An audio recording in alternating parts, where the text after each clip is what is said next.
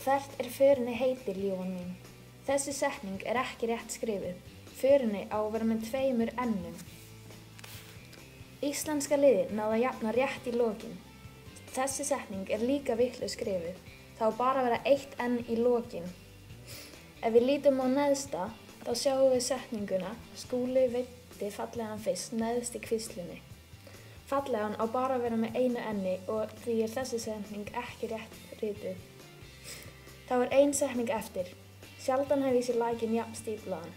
Þessi setning rétt rituð.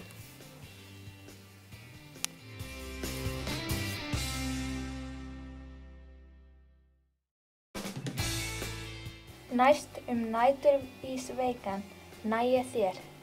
Að ná. 3. persóna í fleirtölu. Ná þeir, þær, þau, þér. Ekki rétt.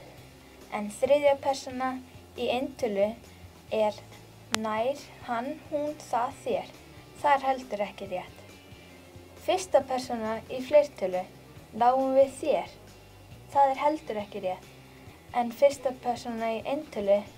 Næ ég þér. Það rétt.